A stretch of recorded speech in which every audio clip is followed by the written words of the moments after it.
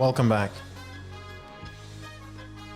So Yaakov Avinu is born into a world where Avraham Avinu already brought back the purification to a level that anyone who wants could find their master and creator. Yitzchock Avinu already brought the humankind to a level that if they disconnect from earthly inclinations, that if they disconnect from their own vision, they could connect to the service of their master. They could become ultimate servants. But now Yakov had to bring it back. Yakov had now on his shoulders to prove that a human being can live as a human being among human beings, among evil, in a world of evil, and still serve his master to the utmost level of service. From birth, Yaakov Avinu is born together with his brother Esav. Esav, who is older than him, Esav, who originally has the Bechorah, who has all the rights as a firstborn. Yaakov has to climb and with tooth and nail fight for every small level as a human to grow in service. But at the same time while staying a human being. Yaakov Avinu, finally, when he gets the brachas of his father at his father's passing, cannot stay home. As a human being, he's derived from all the natural things that a human being would expect. He does not have his family around him. He does not have a reliable source of food or financial stability. And he is sent away from Eretz Yisrael, from the pure land, from the land that his father could not even leave because of his level of service. And it is demanded of him that as he leaves, he should continue with that same level of service no matter where he arrives.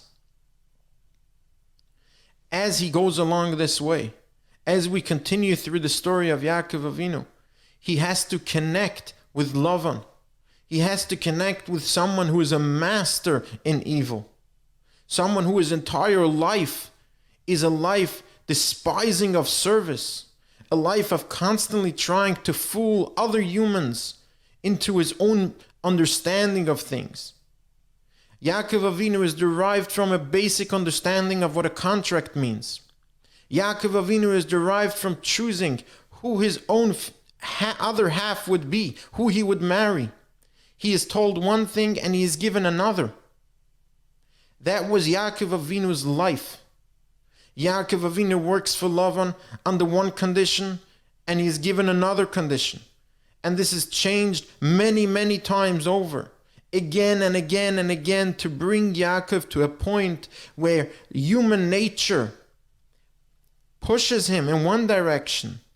And Yaakov, as a servant, despite everything around him, constantly pushes back and says, I am a servant in the service of my master, and therefore no matter what other beings do, no matter what the world around me does, I will continue doing my service happily. And Yaakov Avinu, with that power, is able to bring human beings back to a level where they could potentially become servants while staying in this world, while staying connected to other human beings, and being able to bring other human beings with him. And with that, he had the power to push the world to a level where it was ready to start preparing the army of servants.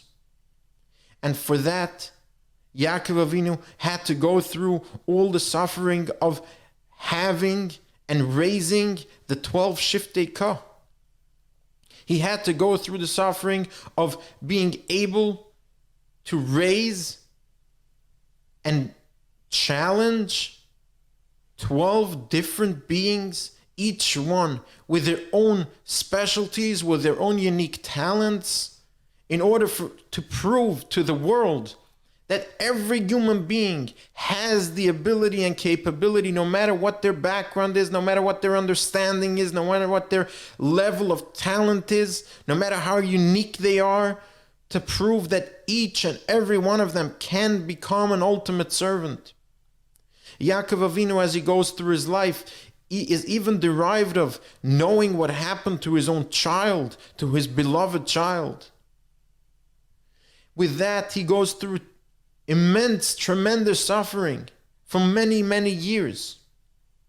When his wife passes away, he's not able to bury her in a country that is supposed to be his.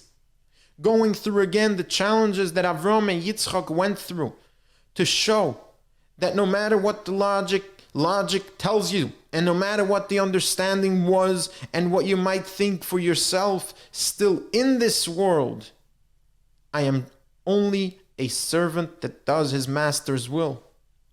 But at the same time, living as a human being. When in the end was able to receive the Ma'aras HaMachpelah to bury Rachel Imenu, he pays for it in full. He doesn't receive gifts. He lives as a human whilst connecting completely to service, showing that a human being in this earthly world can be at the same time a human being among human beings, whilst being a connected servant to Hashem. And doing this was not only to show the potential, but actually to fulfill the purpose, because that's exactly what the humankind was all about to begin with. Hashem created this world to create a human being that will have everything that goes on in this world to push him in a direction of avoiding service, to push him in a direction to try to deny the service of his master, but choosing to serve anyway. And yes, of course, since original sin, as discussed, evil became part of the human being, unlike before original sin. And as we will see, this was removed by Mount Sinai. This was removed by Matan Torah.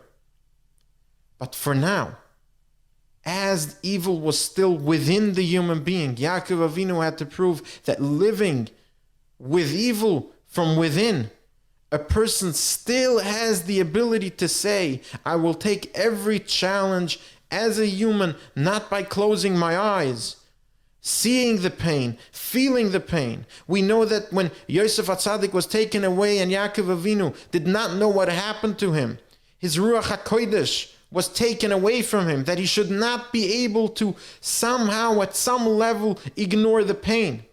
No, he needed to feel the pain. He needed to know that logically and on a human level, this story doesn't make sense. He needed to know and feel the pain that he was guaranteed by Hashem, his master, that if none of his children die in his lifetime, he will receive the ultimate reward. And now for 22 years, he would think otherwise. He would think that he lost the child, and on such a horrible way, that he was taken by nature itself. He had to live that pain, and through that pain prove that no matter what goes on in a person's life, a person can still be connected to other human beings. A person can still live as a human being with the pain, not by ignoring the pain, but with the pain, and still come out on top and still live as a servant. And of course we know that when Yaakov Avinu finally meets Yosef HaTzadik, when he finally receives his son back, the first thing that he does, instead of hugging and kissing his son, is saying, Shema Yisrael, Hashem Elokeinu, Hashem Echad, proving again that he was beyond human emotions, beyond human inclinations, even though, of course, all he wanted to do as a human was to reconnect with Yosef HaTzadik. But he proved that I can live emotionally. I can live as a human. I cannot want to send Binyamin down to Mitzrayim because I don't want to lose him. But at the same time, when I receive back my beloved son Yosef, I know that as a servant, as someone who is in a constant service of his master, right now in this moment, my job is not to hug and to kiss. My job is to say, Shema Yisrael, Hashem Elokeinu, Hashem Echad, and to pronounce to the world that all I am is a servant to my master. And Yaakov Avinu, of course, accomplished his mission. and then brought his 12 children, unique children, to the next step and to the edge of what we will discuss in the next episode of how to train to become servants, of how to train the human condition and humankind in any manner, in any position that they find themselves, to be able to receive the demands and the challenges that the Master creates for them and to live with it happily. Thank you again for joining me. Have an amazing day.